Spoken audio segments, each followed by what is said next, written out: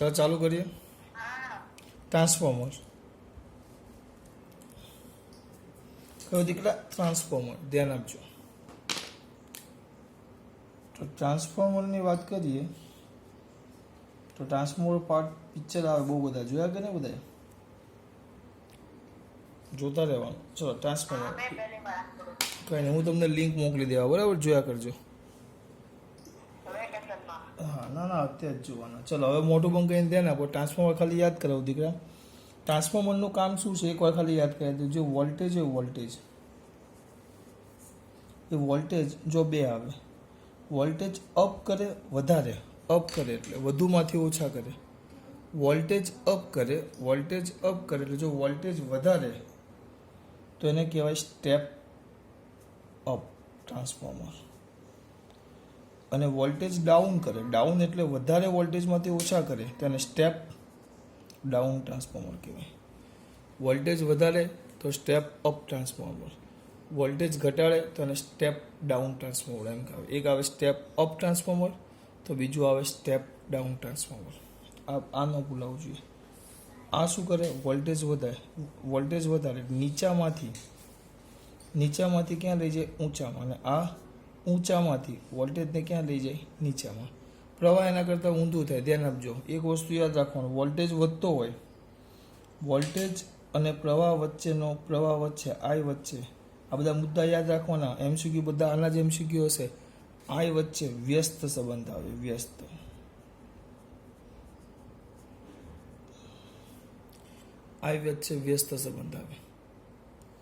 એ યાદ રહેવું જોઈએ। વી અને આઈ વચ્ચે કયો સંબંધ આવે વ્યસ્ત। પછી બીજી એક વસ્તુ હતું મારા દીકરાઓને કદાચ યાદ હોય તો વી અને આઈ વચ્ચે વ્યસ્ત સંબંધ આવે। પછી ટ્રાન્સફોર્મર હવે સ્ટેપ બે દોરીએ આપણે પહેલા સ્ટેપ અપ દોરીએ અને સ્ટેપ ડાઉન એક દોરું છું સ્ટેપ અપ અને સ્ટેપ ડાઉન। તો આકૃતિમાં દીકરાઓને યાદ છે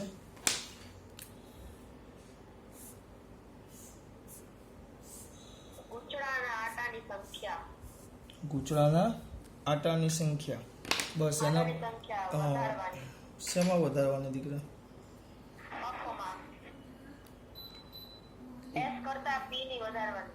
એટલે તો આકૃતિ દોરું તો થોડીક આકૃતિમાં અહીંયા ધ્યાન આપજો। અહીંયા આ બાજુ દોરો ને બે ગૂંચળા આ લોખંડ આ નળાકાર લોખંડનું ગર્ભ છે પછી અહીંયા આ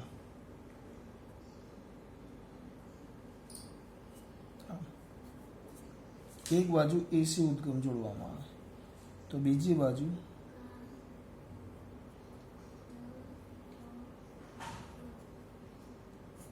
આ બાજુ આપણને આ બે છેડા વચ્ચે આ જે બે છેડા છે એને આપણને આઉટપુટ મળે। તો આ જે સ્ટેપ અપ છે સ્ટેપ અપ ધ્યાન રાખજો સ્ટેપ અપ।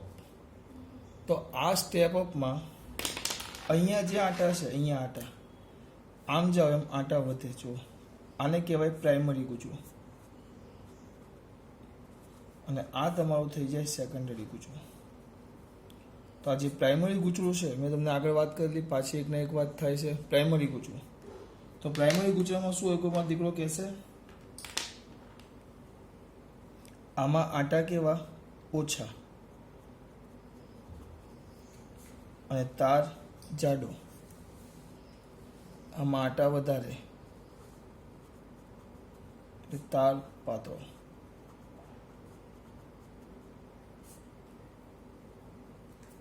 આ મેન વસ્તુ છે। આવું જ હતું ને દીકરા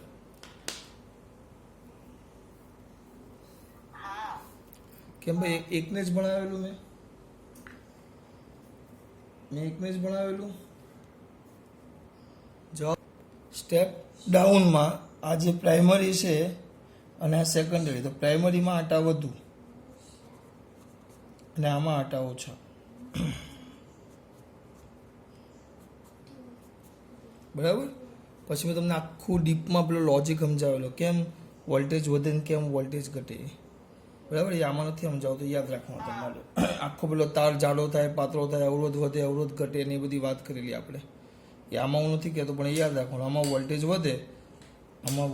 વધે અને પ્રવાહ આઈ ઘટે આમાં વોલ્ટેજ ઘટે અને પ્રવાહ આઈ વધે। સિદ્ધાંત કયો હોય કે આમાં એસી ઉદ્ગમ જોડે, એસી ઉદ્ગમ જોડે, આમાં એસી ઉદ્ગમ જોડે એટલે આ એસી ઉદ્ગમ જોડે એટલે આ ગુજરાત સાથે સંકળાયેલા ફ્લક્સમાં ફેરફાર થાય. આ ગૂંચું અને આ ગર્ભ એકબીજાના સંપર્કમાં ન હોય એટલે એને શું કહેવાય, પેલું અલગ કરેલું છે. અને આ ગૂંચળાને પણ આનાથી અલગ કરેલું, એટલે આની જેટલી પણ ક્ષેત્રરેખા ઉત્પન્ન થાય એ બધી ક્ષેત્રરેખાઓ આ ગૂંચળામાં, આ ગર્ભમાંથી અહીંયા સુધી પહોંચે આ ગૂંચળા સાથે સંકળાય.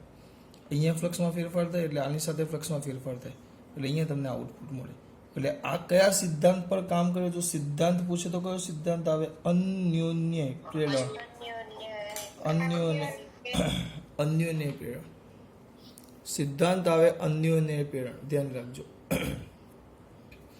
સિદ્ધાંત કયો આવે બેટા? અન્યોન્ય પ્રેરણના સિદ્ધાંત પર કામ કરે, અન્યોન્ય પ્રેરણા. બરાબર ને? હવે આગળ જોઈએ. આ વસ્તુ ક્લિયર થયું. અને આમાં હવે એનું એક સૂત્ર ખાલી લખી નાખવાનું. ચલો, એનું સૂત્ર મેં આખું પેલું NPOQR વાળું આખું ભેગું હતું મેં ભેગું તમને યાદ રાખવાનું કીધું. અથવા જો ખબર ન પડે તો બે સૂત્ર તો મળે. આદર્શ ટ્રાન્સફોર્મર છે, આદર્શ ટ્રાન્સફોર્મર. વ્યવહારમાં ખરેખર આદર્શ ટ્રાન્સફોર્મર શક્ય નથી. આદર્શ ટ્રાન્સફોર્મર એટલે શું કે તમે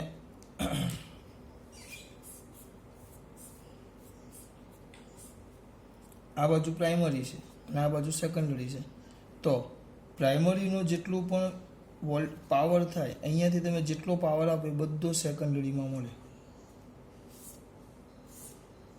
પ્રાઇમરીમાં જેટલો પાવર થાય બધો સેકન્ડરીમાં મળે, જે ખરેખર તો શક્ય નથી કોઈ હિસાબે નહીં. પ્રાઇમરીમાં જેટલો મળે એ સેકન્ડરીમાં કદી પણ શક્ય નથી બેટા. એક સરખો પાવર થાય જ નહીં. પણ આપણે ઉદાહરણ લઈએ, આદર્શ છે. કારણ કે શું થાય, મેં તમને કીધેલું એડી પ્રવાહ, પછી અહીંયા જે ચુંબકીય ક્ષેત્ર ઉત્પન્ન થાય બધું અહીંયા ન જોડાય, અમુક વ્યય પામે, એને કારણે આપણને આઉટપુટ ઓછો જ મળે. પણ આપણે એક સમજાવી દઈએ કે એ બે પાવર એક સરખા છે. ઉતારી લો તો આને કહેવાય એપ્સિલોન પી અથવા વીપીઆઈપી ઇઝ ઇક્વલ ટુ VSIS. તો એક સૂત્ર તો થઈ ગયું, વીપી છેદમાં VS is equal two IS છેદમાં IP. અને એક આટાવાળું હતું, એક આટાવાળું. કારણ કે આના પરથી જ તમારે આવવાનું છે બેટા. એક આટાવાળું કોઈને યાદ આવે છે આખું સૂત્ર? આટલી વાર થોડી લાગે યાર. આટલા બધા બેઠા છો, એક સૂત્ર યાદ નથી? તો બોલો ને.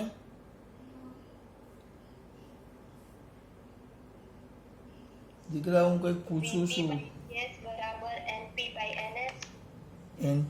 સોરી, અહીંયા ભૂલ કરી ને, પી આવશે. NP/NS. આ બે એક સરખા આવે, આ બે વ્યસ્ત થાય. એ મને આના પરથી હા, is equal two lambda. Lambda કહેતા આપણે એને લેમડાને શું કહેવાય? લેમડા વાત બરાબર છે, પણ લેમડાને કહેવાય શું? શું કહેવાય લેમડાને? એને કહેતા કે સેકન્ડરીના છેદમાં ઊંધાને લેમડા કહેતા. યાદ કરો, એક વસ્તુ તમે પાછું લોચો મારો છો. લેમડા કોને કહેતા યાદ કરો છો અમારા દીકરો? હા, આમાં 1 લેમડા આવે. આ ધ્યાન રાખવાનું. હજી આ સૂત્ર મોઢે નથી કર્યું પૂરા હોય, કારણ કે દાખલા બધા આના પરથી આવવાના છે. તમે હજી આ સૂત્ર મોઢે નથી કર્યું એ ન ચાલે બેટા. કઈ વાંધો નહીં, ચાલો. ના વાંધો નહીં, હજી તો બહુ વાર છે પરીક્ષાને. 2 વર્ષ પછી કરશું. હજી અહીંયા જુઓ, લખતા આવડું જોઈએ મારા દીકરાઓને. શું લખ્યું આપણે? હા, 1 લેમડા. સૂત્ર યાદ રહ્યું? હું યાર આવડતું તો કાંઈ છે નહીં. ચલો જવા દે. આ આવી ગયું તમારું સૂત્ર. હવે મારે કરવાનું હતું કંઈ નહીં. આ સૂત્ર આવી ગયું. સામે યાદ રાખો, એક ટ્રીક બનાવો. હું અમુક વાર બેટા અટવાઈ જાઉં છું. ટ્રીક બનાવવાની. જો કંઈક ટ્રીક જેવું બનાવો, ચલો યાદ રહેવું સરળતાથી. ટ્રીક બનાવો, ચલો ફટાફટ તમને ઇઝીલી યાદ રહેવું કંઈક. જો લેમડા યાદ રાખો. લેમડા જોશે આપણને. લેમડા પહેલાં તો lambda is equal two Vipul sir અને વિપુલ પટેલ. કે ઊંધું લખ્યું છે મેં. અને વી સાપ એમ, વિપુલ સાપ એમ એવું રાખો ભાઈ. અને અહીંયા આવશે NS/NP. અને હા પેલું તો યાદ જ રહેવું જોઈએ, તો એના કરતાં ઊંધું જ આવે. કોણ? પ્રવાહ. IP IPS. વિપુલ સાપ આઈપીએસ. અને આ કોણ લખવું છે? એન કોનું નામ આપશું આપણે? એન કોનું નામ આપશું બોલો? કોઈ છે એન આપણે ટ્યુશનમાં?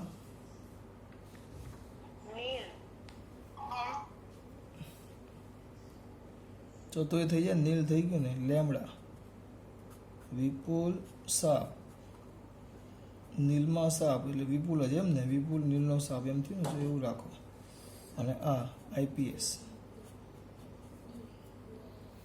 આ યાદ રહેવું જોઈએ બધા. ટાઈમ પાસ માટે નથી કહેતો, આ યાદ રાખવા માટેનું છે. જુઓ આમાં આ રીતે મને હું પોતે ખુદ બેટા તમને ખીજાવું છું, પણ ચોખ્ખું જ કહી દઉં છું બેટા. હું તમને ખીજાવું છું તેમ છતાં કેવું છું કે આમાં હું પોતે અટવાઈ જાઉં છું. હું તમને ખોટું નહીં બોલીશ, પણ આમાં હું તો ક્રમ છે એટલે અટવાઈ જાઉં. એટલે આને આ રીતે જ યાદ રાખવાનું. ચલો બોલો એક સાથે શું આવશે? ચલો પાનું ફેરવી દઈએ. યાદ છે કે નહીં જોઈએ.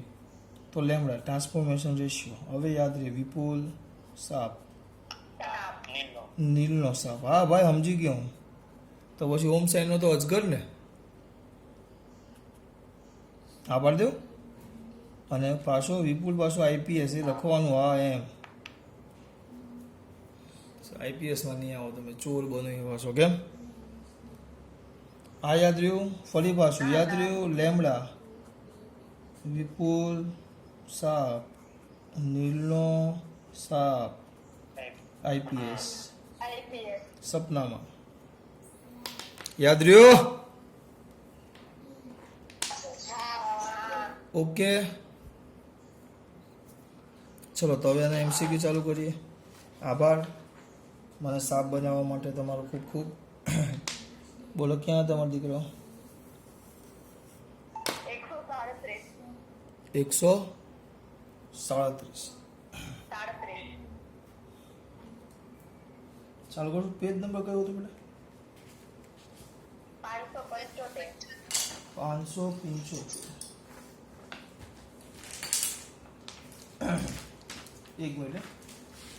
દરા કાં ભાઈ ગઈ?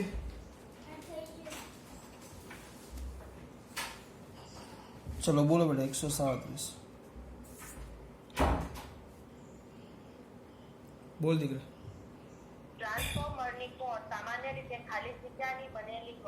આપણે ભણી ગયા ગર્ભ. કોર એટલે ગર્ભ.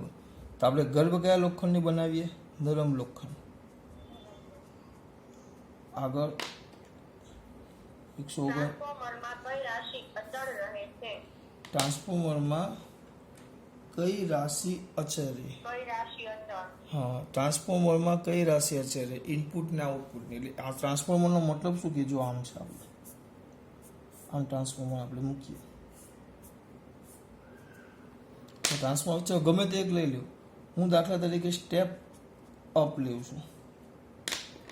તો હું દીકરા હું સ્ટેપ અપ લેવું તો શું થાય બેટા? અહીંયા આટા આમ આવે.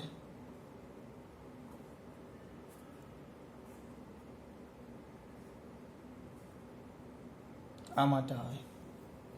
એક આંટો વધારે ઓછો આવ્યો. તો આમાં જો આટા છે તો એન બદલાય. સ્ટેપ અપ છે એન બદલાય એટલે એન વધે. વધે એટલે સમજી જવાનું આપણે આમથી આમ જઈએ છીએ. પ્રાઇમરી સેકન્ડરીમાં એમ આના કરતાં વધારે. પછી પ્રવાહ આય. વોલ્ટેજ શું થાય? વોલ્ટેજ વધે. આના કરતાં આનો વોલ્ટેજ વધારે. પ્રવાહ પણ વોલ્ટેજ વધે તો પ્રવાહ ઘટે. બરાબર. પાવરની વાત કરો. પાવર આમ આપણે આદર્શ લઈએ તો અચળ રહે, પણ ખરેખર વ્યવહારમાં પાવર 100% સાચો અચળ રહે એવું શક્ય નથી. તો માત્ર વધે કોણ? એની આવૃત્તિ હોય. કારણ કે આ બાજુ પણ 50 હર્ટ્ઝનો આપણો સપ્લાય હોય અને આ બાજુ પણ 50 હર્ટ્ઝની જ સપ્લાય હોય. એટલે આપણી આવૃત્તિ કેવી થઈ જાય? અચળ. ધ્યાન રાખજો એમ. એટલે એ લોકો આવૃત્તિ અચળ એમ કહે છે. એટલે આ બાજુ આવૃત્તિ 50 હર્ટ્ઝ જ રહી. એટલે આવૃત્તિ અચળ બે બાજુ. કારણ કે ભારતનો પાવર 50 હર્ટ્ઝનો આવે. 139. બોલો. ટ્રાન્સફોર્મર ખાલી જગ્યાના સિદ્ધાંત પર કાર્ય કરે છે. ટ્રાન્સફોર્મર ખાલી જગ્યાના સિદ્ધાંત પર કાર્ય કરે. ટ્રાન્સફોર્મર ખાલી જગ્યાના સિદ્ધાંત પર કાર્ય કરે. બોલો કયા સિદ્ધાંત પર ટ્રાન્સફોર્મર કાર્ય કરે? એનો સિદ્ધાંત આપણે લખાયું કયું? સોરી અન્યોન્ય પ્રેરકત્વ. હવે 140. સ્ટેપ અપ ટ્રાન્સફોર્મરમાં પ્રાથમિક ગુચરાના આટા NP અને ગૌણ ગુચરાના આટા NS હોય તો તેમની વચ્ચેનો સંબંધ. ચલો એ લખતા નથી, એ ભણી ગયા. આટા વધે એટલે સેકન્ડરીના આટા એ પ્રાઇમરી કરતા વધારે હોય. 141. એક સ્ટેપ ટ્રાન્સફોર્મરમાં આટાઓનો ગુણોત્તર 1:2 છે. એક લેગ્રાન્જે કોષ EMF 1.5 ને પ્રાથમિક ગુચરા સાથે જોડવામાં આવે છે તો ગૌણ ગુચરા સાથે મળતા વોલ્ટેજ. એકવાર પાછું બધા એક સ્ટેપ એટલે એક કામ કરો, આ લેગ્રાન્જે કોષ એટલે મને ખબર નથી. પેલા લેગ્રાન્જે કોષ એટલે કયો આવે? લેગ્રાન્જે છે ભાઈ કંઈક. પ્રયોગ બેટરી થઈ જાય. આ ડીસી બેટરી થઈ જાય. ડીસી બેટરી થાય બેટા. તો ડીસી બેટરી આવે, પણ આપણે આ ટ્રાન્સફોર્મર કામ કરે. ટ્રાન્સફોર્મર કયા સિદ્ધાંત પર કામ કરે? અન્યોન્ય પ્રેરકત્વના. ટ્રાન્સફોર્મર કામ કરે અન્યોન્ય પ્રેરકત્વના સિદ્ધાંત પર કામ કરે. પણ હવે તમે અન્યોન્ય પ્રેરકત્વના સિદ્ધાંત પર અહીંયા એટલે અહીંયા આવે, આપણે પહેલા જ કીધું અહીંયા એસી સિગ્નલ આવે. એસી. હવે અહીંયા આ જે એસી ઉદ્ગમો તો એના જગ્યાએ આ લોકો કયા બેટરીની વાત કરી છે? ડીસી. એસી ઉદ્ગમો તો એના જગ્યાએ આને કની વાત કરી છે? ડીસી. તો એસીના જગ્યાએ ડીસીની વાત કરે દીકરા, તો પછી અન્યોન્ય પ્રેરણ માટે એસી ઉદ્ગમ જોઈએ. એટલે આપણે અહીંયા કાંઈ મળે જ નહીં. ડીસી આવે તો પ્રવાહ અચળ, આમાંથી પસાર થતો પ્રવાહ અચળ અને ફ્લક્સ અચળ, અને EMFમાં એમાં કોઈ ફરક પડે નહીં. ફ્લક્સમાં ફેરફાર ન થાય, ફ્લક્સ અચળ રહે. અહીંયા તમારે આઉટપુટ મેળવવા માટે આની સાથે સંકળાયેલા ફ્લક્સમાં શું કરવો પડે? ફેરફાર. પણ અહીંયા ફ્લક્સ તો કેવું છે? અચળ. એટલે કોઈ જ ફરક પડે નહીં. ઓ બાળકો ખબર પડે છે આમાં? ચલો ઓકે. એટલે ડીસી બેટરીમાં એટલે આઉટપુટ કેટલું મળે તમારે? 0. EMF ઉત્પન્ન ન થાય, પ્રેરિત EMF મળે જ નહીં. ચલો પછી 142. બોલો બેટા. 240 વોલ્ટના AC મેઇનમાંથી મુખ્ય લાઇનના તારમાં 0.7 એમ્પિયર પ્રવાહ પસાર થાય છે અને એક ટ્રાન્સફોર્મરને 24 વોલ્ટ અને 140 વોટનો બલ્બ ચાલુ કરવા વપરાય છે. ટ્રાન્સફોર્મરની કાર્યક્ષમતા. ચલો પહેલા હું કીધું પાછું કરવાનું તો બેટા. 240 વોલ્ટના AC મેઇનમાંથી મુખ્ય લાઇનના તારમાં 0.7 એમ્પિયર પ્રવાહ પસાર થાય છે. એટલે એક કામ કરો, એસી મેઇનનો એટલે ઇનપુટ પાવર એટલો આપ્યો છે. જો એસી મેઇનમાં કેટલો આપ્યો છે પ્રવાહ? આઈ કેટલો આપ્યો છે? આઈ બરાબર I 0.7 એમ્પિયર. હા. અને વોલ્ટેજ આપ્યા છે વી બરાબર 240. હા. તો આ શરૂઆતનો પાવર કેટલો થશે? અને એક ટ્રાન્સફોર્મરને 24 વોલ્ટ અને 140 વોલ્ટના બલ્બ ચાલુ કરવા માટે વપરાય છે. એટલે આ ઇનપુટ છે. આ ટ્રાન્સફોર્મર વચ્ચે મૂક્યો. જો આ ટ્રાન્સફોર્મર મૂક્યો વચ્ચે ટૂંકમાં. આ બાજુ પ્રાઇમરી સેકન્ડરી બધું ન લખું. અહીંયા આપ્યું આ, અને અહીંયાથી જે આઉટપુટ મળે એનાથી આપણે બલ્બ પ્રકાશિત કરીએ છીએ. અહીંયાથી જે આઉટપુટ મળે એનાથી આપણે બલ્બ પ્રકાશિત કરીએ છીએ બેટા.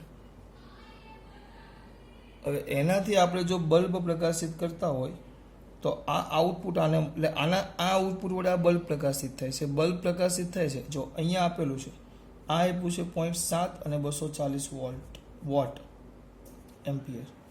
અને બલ્બ વિશેની માહિતી એ લોકોએ પાવર લખેલો છે 24 વોટ અને 140 વોટ. વોલ્ટ અને 140 વોટ આપેલો જ છે બેટા. તો આ ઇનપુટ થઈ જાય. તો આ આપણા થઈ ગયા ઇનપુટ, એટલે આપણને પ્રાઇમરી ને આઈપી ને વીપી. તો અહીંયા આપણને ડાયરેક્ટ આ ડાયરેક્ટ છે ને આપણને પેલું શું આપી દીધું કહેવાય? પી. તો આમાં શોધવાનું છે આ કાર્યક્ષમતા. આ શું આપી દીધું તમને કહેવાય? પી. આને આપણે એવું કહેતા પ્રાઇમરી, તો આ સેકન્ડરી થઈ જાય પીએસ. આ વોટ એટલે ડાયરેક્ટ પાવર જ આપ્યો, શોધવાની જરૂર નથી તમારે. તો ડાયરેક્ટ સૂત્ર આપણું શું આવે? પીપી બરાબર પીએસ આદર્શ નથી લખ્યો. જો પીપી બરાબર પીએસ નહીં થશે બાળકો. કેમ પીપી બરાબર પીએસ નો થાય? આદર્શ નથી. આદર્શ નથી. હા, હવે હું બોલું છું, બીજા સાંભળો ખાલી. આદર્શ નથી એટલે આ ખોટું, કારણ કે આદર્શ માટે જ આ સાચું પડે. તો હવે ઇનપુટ કેટલું થશે બોલો? પીપી. પીપી બરાબર કેટલું આવ્યું બેટા? આ છે IP. IP into VP. IP થશે 0.7 ગુણ્યા 240. જવાબ લાવો તો કેટલો આવે? ચાલો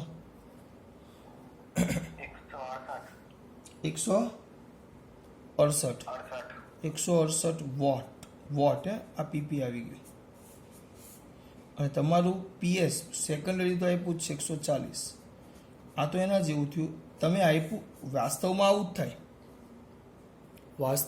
થાય. તમે આપો કેટલું? 168 ઇનપુટ, પણ તમને આઉટપુટ મળે કેટલું? આઉટપુટ મળ્યું કેટલું? 140. તો કાર્યક્ષમતા 100% ન થાય. એ તમારે શોધવું હોય તો 168 હે 140 તો 100 હે કેટલી?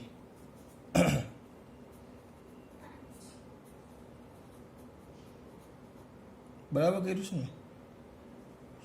હા, કેટલો આવે જવાબ બોલો? હે 83% આવી ગયું.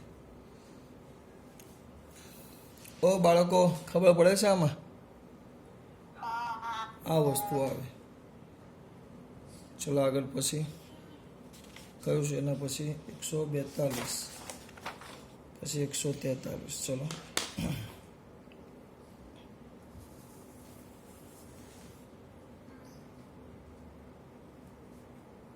જો ટ્રાન્સફોર્મરના ગુચરા જાડા વાહક તારના બનાવવામાં આવે તો?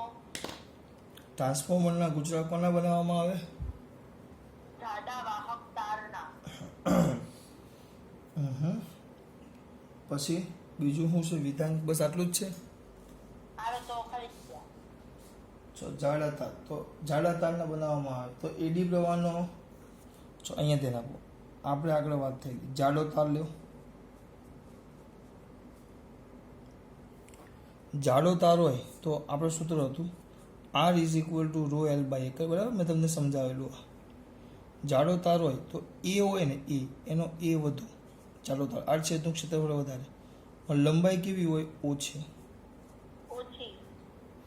એ વધુ અને લંબાઈ ઓછી. જાડા તાર માટે કેવું છે? જાડા તાર માટે એ વધુ અને લંબાઈ ઓછી. જાડો તાર એટલે આમ આવે ને, આમ. લાળ છેદનું ક્ષેત્રફળ વધારે. આ જ પટલો તાર હોય તો આમ થાય. પટલો તાર હોય તો ક્ષેત્રફળ, હા, આમાં એ વધુ અને એલ ઓછી. આમાં એ ઓછો, આર છેદનું ક્ષેત્રફળ ઓછું તો એલ વધુ. આપણે એમાં નથી પડવું. આપણે આ જાડા તારની વાત કરીએ, આની વાત કરીએ. તો આ જાડા તારમાં એ છેદમાં છે, છેદ વધુ અને ઉપર એલ ઓછો, તો આર શું થાય? આર ઘટે, અવરોધ ઘટે. અવરોધ ઘટે તો ઉર્જાનો વ્યય, ઉર્જા સ્વરૂપીય વ્યય પાવર P = I²R અનુસાર વ્યય. પણ અવરોધ ઓછો થાય એટલે ઉર્જા સ્વરૂપીય વ્યય I²RT પણ શું થાય બેટા? ઘટે. ચલો આગળ. પછી ટ્રાન્સફોર્મરનો ઉપયોગ ખાલી જગ્યામાં થાય છે. બોલો, ટ્રાન્સફોર્મરનો ઉપયોગ ખાલી જગ્યા થાય. હમણાં જ વાત કરી 144. ટ્રાન્સફોર્મર વપરાય ક્યાં? કયા સિદ્ધાંત પર કામ કરે? અન્યોન્ય પ્રેરણ. હું એકલો જ બોલીશ બેટા. હું પૂછું એને જવાબ આપો. અન્યોન્ય પ્રેરણ. અન્યોન્ય પ્રેરણના સિદ્ધાંત ઉપર કામ કરે. તો અન્યોન્ય પ્રેરણ કયા ઉદ્ગમ માટે મળે? એસી ઉદ્ગમ માટે જ મળે. હવે આમાં શું છે? એસી ડીસી, માત્ર ડીસી, માત્ર એસી, ઇન્ટરગ્રેટેડ પરિપથો કે ઉપરના બધા? કયો આવે? ખાલી એસી આવે. માત્ર એસી માટે જ કામ કરે. આગળ 144, પછી 145. બોલો બેટા. એક સ્ટેપ અપ ટ્રાન્સફોર્મરમાં ટ્રાન્સફોર્મેશન ગુણોત્તર 3:2 છે. ટ્રાન્સફોર્મેશન ગુણોત્તર લેમ્બડા. ચલો લેમ્બડા આખું સૂત્ર લખી જ નાખો આખું સૂત્ર. બોલ લેમ્બડા શું હતું? VP/VA વિપુલ સાપ નીલનો સાપ નીલનો હે? આઈપીએસ આઈપીએસ હવે યાદ રહી આઈપીએસ હવે યાદ રહી ગયું. ચલો આગળ બોલો ફટાફટ. જો પ્રાથમિક ગૂંચળામાં વોલ્ટેજ 30 વોલ્ટ લાગુ પાડ્યો હોય તો ગૌણ ગૂંચળામાં વોલ્ટેજ કેટલો? પ્રાથમિકમાં વોલ્ટેજ કેટલો આપ્યો? પ્રાથમિક એટલે વીપી 30 વોલ્ટ. 30 વોલ્ટ પછી તો વીએસ સેકન્ડરીમાં કેટલો? અને લેમડા તમને આપ્યો છે. કેટલો આપ્યો છે લેમડા? 3/2 બસ હવે જાતે કરી નાખજો. એટલે આટલો ભાગ ખાલી ધ્યાનમાં લેવાનો. બસ દર વખતે આવું જ આવશે. આ સૂત્ર લખી નાખવાનું. પછી જે કિંમતો આપે એના પરથી તમને અંદાજો આવી જાય. જે કિંમતો આપે એનો અંદાજો આવી જાય. ચાલો આગળ 146 બોલો બેટા. એક સ્ટેપ અપ ટ્રાન્સફોર્મર 230 વોલ્ટ અને 2 એમ્પિયરના લોડ પ્રવાહની લાઇન પર કાર્ય કરે છે. બોલતી જા. 230 વોલ્ટ અને 2 એમ્પિયરના લોડ પ્રવાહની લાઇન પર કાર્ય કરે એટલે છે. ઇનપુટ કેટલું છે એના પર? એટલે વીપી પ્રાઇમરીનો વોલ્ટેજ કેટલો કીધો? 200. જો હું કેમ લખું છું એ જો 230 વોલ્ટ. એનો પ્રવાહ આપ્યો છે આઈપી 2 એમ્પિયર. કાર્ય કરે છે. ગૌણ ગૂંચળાના આટાઓનો ગુણોત્તર પ્રાથમિક આટા અને ગૌણ ગૂંચળાના આટાનો ગુણોત્તર 1:25 તો છે. એનપી બાય એનએસ બરાબર 1/25. 1:25 પછી તો પ્રાથમિક ગૂંચળામાં વહેતો વિદ્યુત પ્રવાહ ખાલી જગ્યા છે. પ્રાથમિકમાં તો લખ્યું છે બેટા.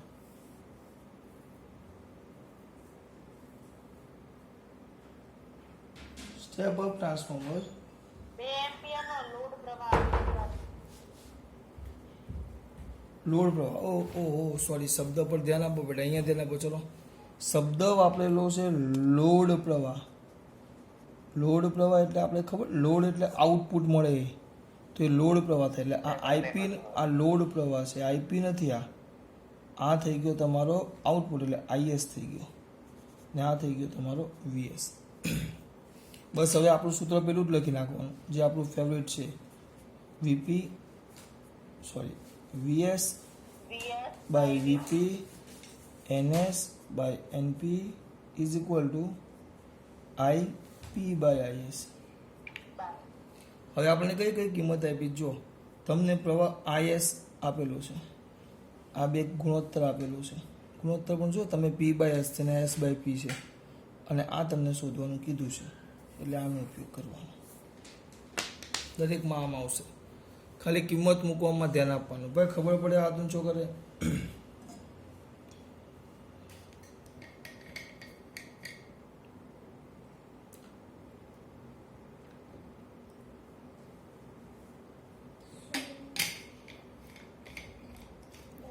બસ આટલા જ છે. જો લોડ એટલે લોડ ક્યાં મળે? હંમેશા આઉટપુટમાં આવે. લોડ પ્રવાહ છે એટલે હંમેશા આઉટપુટમાં આવે. ચલો આગળ 147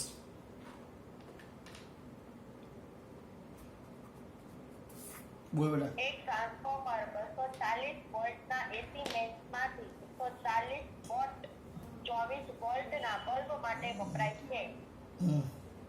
આગળ આવી ગયું નહોતું બેટા? ટકાવારી હમણાં આપણે કર્યો. એસી મેઇન્સમાં આવ્યો કયો છે? આ 42માં 142 જેવો છે. જાતે કરી નાખજો. બરાબર એના જેવો જ છે.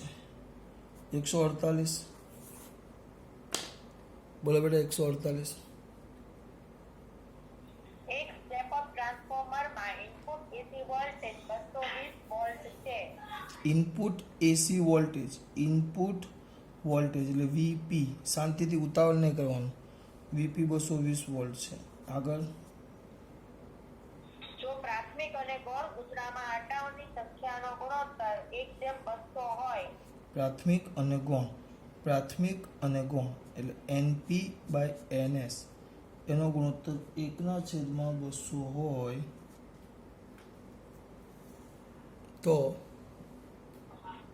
ગૂંચળામાં ઉદ્ભૂત વોલ્ટેજ ગૌણ ગૂંચળામાં ઉદ્ભવતું વોલ્ટેજ એટલે વીએસ શોધો. સૂત્ર લખી નાખો. ચલો કયું આવશે? વિપુલ સાપ, નીલનો સાપ. પતી ગયું. યાદ રહ્યું? આઈપીઆર આઈપીની જરૂર જ નથી, પણ લખવાની જરૂર નથી. આમાં આટલામાં પતી ગયું. ખબર પડી એટલે હવે આવડી ગયું ને. આ સૂત્ર યાદ રાખવાનું અને પીરિયડ પતે હવે